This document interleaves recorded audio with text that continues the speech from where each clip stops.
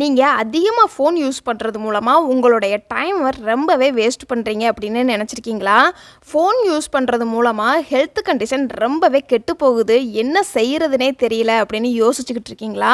Phone அடிக்ஷன்ல இருந்து நீங்க வெளியில வரணும் அப்படின்னா இந்த 10 ரூல்ஸை ஃபாலோ பண்ணுங்க.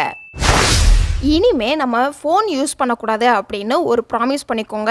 ஏன் ப்ராமிஸ் பண்ணணும் அப்படின்னா, ஃபஸ்ட்டு நீங்கள் ஃபோன் அடிக்ஷனில் இருந்து வெளியில் வரணும்னு உண்மையிலேயே நீங்கள் தான் ஆசைப்படணும். அம்மா அப்பா சொல்லிட்டாங்க ஃபோன் யூஸ் பண்ணக்கூடாதுன்னு, ஒய்ஃப் சொல்லிட்டாங்க, ஹஸ்பண்ட் சொல்லிட்டாங்க, அண்ணன் அக்கா ஃப்ரெண்ட்ஸு சொல்லிட்டாங்கன்னு இவங்களுக்காண்டியெல்லாம் ஃபோன் அடிக்ஷனில் இருந்து வெளியில் வரவே முடியாது.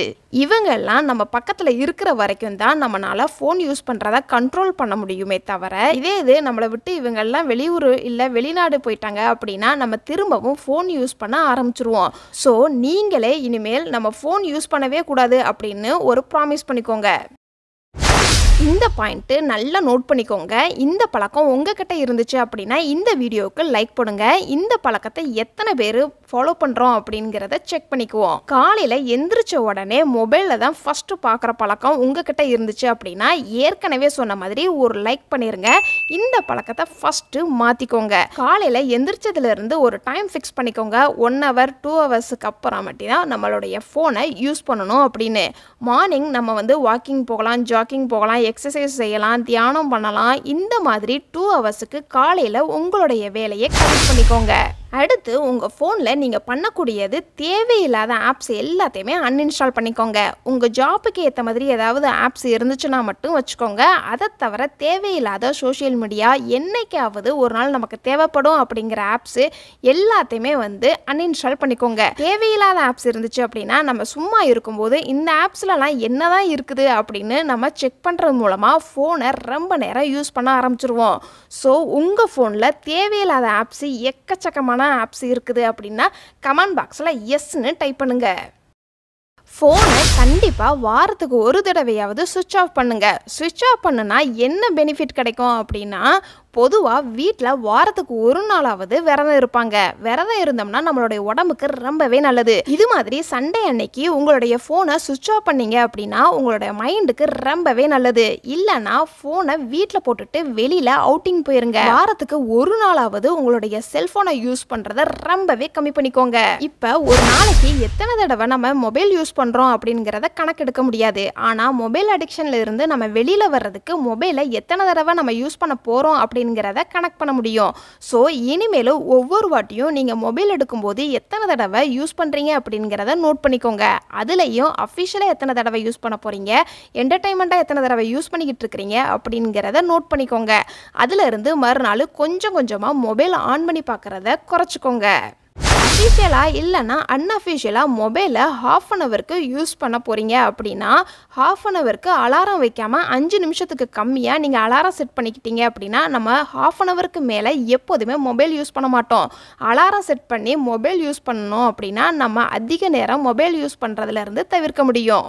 இப்போ நீங்கள் ஒரு கெஸ்ட் வீட்டுக்கு போகிறீங்க அப்படின்னா, இல்லை கெஸ்ட்டு உங்கள் வீட்டுக்கு வராங்க அப்படின்னா உங்களுடைய மொபைலை ஃபோன் கால் வந்தால் மட்டும் நீங்கள் அட்டன் பண்ணுற மாதிரி பிளான் பண்ணிக்கோங்க. என்டர்டைன்மெண்ட் பர்பஸாக ஃபோனை டச் பண்ணவே பண்ணாதீங்க. இந்த ரூல்ஸ் தான் உங்களுக்கு ரொம்பவே முக்கியமானது. மொபைல் அடிக்ஷனில் இருந்து வெளியில் வரணும்னா நீங்கள் வேறு ஒரு விஷயத்தில் கான்சன்ட்ரேஷன் பண்ணணும். எக்ஸசைஸ் பண்ணலாம், யோகா கிளாஸ் போகலாம், புக்ஸ் படிக்கலாம், உங்களுடைய பேஷன் என்னவோ அதை செய்யலாம். இல்லைனா ஆஃபீஸ் ஒர்க்கில் ஏதாவது பெண்டிங் இருந்துச்சு அப்படின்னா அதில் கூட நீங்கள் கான்சன்ட்ரேஷன் பண்ணலாம். அப்போ தான் உங்களுக்கு ஃபோனில் இருந்து மைண்டு டைவர்ட் ஆகும். இப்போ நம்ம நைட்டு பெட்டில் போய் தூங்க போகிறோம் அப்படின்னா நம்ம மட்டும் போய் தூங்க மாட்டோம், நம்ம கூட ஃபோனையும் தூக்கிட்டு போவோம். இந்த தப்பை மட்டும் எப்போதுமே பண்ணவே பண்ணாதீங்க. நீங்கள் தூங்க போகும்போது உங்கள் பெட்ரூம்லையே நீங்கள் எந்திரிச்சு போய் ஃபோனை எடுக்க முடியாத அளவுக்கு ஃபோனை தூரமாக வச்சுருங்க. இல்லை அப்படின்னா நீங்கள் பெட்ரூமில் இருந்து தூங்க போகிறீங்க அப்படின்னா தாராளமாக ஹால்லையே உங்கள் ஃபோனை வச்சுட்டு போகலாம். ரொம்ப பேர் நாங்கள் ஃபோனில் அலாரம் வைக்கிறோம், அதனால தான் தூங்க போகும்போது பக்கத்துலேயே வச்சுக்கிறோம் அப்படின்னு சொல்கிறது எனக்கு கேட்குது. நம்ம ஃபோனு குறைஞ்சபட்சம் 15,000 கொடுத்து ஃபோனை வாங்கியிருப்போம். அலாரம் வைக்கிறதுக்காண்டி நம்ம ஏன் ஒரு 150 ரூபா கொடுத்து அலாரம் கிளாக்கு வாங்கிக்கோங்க. ஃபோனை விட அலாரம் கிளாக்கு தான் உங்களை சீக்கிரம் எந்திரிக்கிறதுக்கு ரொம்பவே ஹெல்ப் பண்ணும். இப்போ நம்ம வெயிட் லாஸ் பண்ணுறோம் அப்படின்னா நம்மளை கண்ணாடியில் பார்த்தாலே நமக்கு ஒரு டிஃப்ரெண்ட் தெரியும். இல்லை அப்படின்னா ஒரு வெயிட் மிஷினை வச்சு வெயிட் பார்த்தோம் அப்படின்னா டிஃப்ரெண்ட் தெரியும். நேற்று எவ்வளோ வெயிட் இருந்தோ இன்றைக்கி எவ்வளோ வெயிட் இருக்கிறோம் அப்படின்னு. அதே மாதிரி நீங்கள் கொஞ்சம் கொஞ்சமாக ஃபோன் அடிக்ஷன்லேருந்து வெளியில் வந்துக்கிட்டு இருக்கிறீங்க அப்படின்னா உங்கள் பக்கத்தில் யார் இருக்கிறாங்களோ அவங்கக்கிட்ட கேளுங்க. நான் முன்னாடி ஃபோன் யூஸ் பண்ணுறதுக்கும் இப்போ யூஸ் பண்ணுறதுக்கும் உங்களுக்கு டிஃப்ரெண்ட் தெரியுதா அப்படின்னு அவங்கக்கிட்ட கேட்டால் தான் நீங்கள் எந்த அளவுக்கு ஃபோன் அடிக்ஷன்லேருந்து வெளியில் வந்துக்கிட்டு இருக்கிறீங்க அப்படிங்கிறது உங்களுக்கு தெரியும். ஒரு சில பேர் ஃபோன் அதிகமாக யூஸ் பண்ணுவாங்க. நம்ம ஃபோன் அடிக்ஷனில் தான் இருக்கிறோம் அப்படிங்கிறது அவங்களுக்கு தெரியவே தெரியாது. கேட்டால் என்னால் ஃபோன் இல்லாமல் இருக்க முடியும் அப்படின்னு சொல்லவும் செய்வாங்க. ஃபோன் அடிக்ஷனில் நீங்கள் இருக்கீங்களா இல்லையான்னு தெரிஞ்சுக்கணும்னா ஏற்கனவே நம்மளுடைய சேனலில் ஃபோன் அடிக்ஷனாக இருந்தால் எப்படியெல்லாம் இருப்போம் அப்படிங்கிறத பற்றி ஒரு வீடியோ இருக்குது. அதை பார்க்காதவங்க வீடியோவோடைய கமெண்ட் பாக்ஸில் லிங்க் பின் பண்ணியிருக்கிறேன். இந்த வீடியோக்கு அப்புறம் அந்த வீடியோ மூலமாக நீங்கள் ஃபோன் அடிக்ஷனில் இருக்கீங்களா இல்லையான்னு ஈஸியாக உங்களால் ஐடென்டிஃபை பண்ண முடியும். இந்த ரூல்ஸ் எல்லாம் சின்ன சின்ன விஷயம் தான், ஈஸியாக பண்ணிடலாம் அப்படின்னு நீங்கள் நினைப்பீங்க.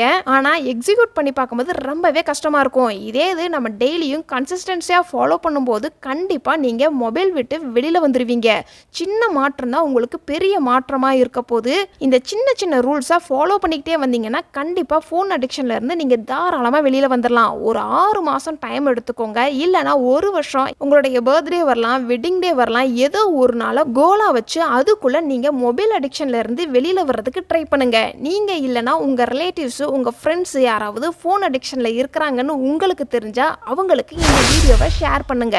உங்களுடைய லைஃப் ஸ்டைலை நீங்கள் கொஞ்சம் கொஞ்சமாக சேஞ்ச் பண்ணணும்னு நினைக்கிறீங்கன்னா அப்போ நம்மளுடைய சேனல் உங்களுக்கு ரொம்பவே ஹெல்ப் பண்ண போது. நீங்கள் பண்ண வேண்டிய ஒரே ஒரு விஷயம் நம்மளுடைய சேனலை சப்ஸ்கிரைப் பண்ணி பெல் ஐக்கானையும் கிளிக் பண்ணி வைக்கிறது தான்.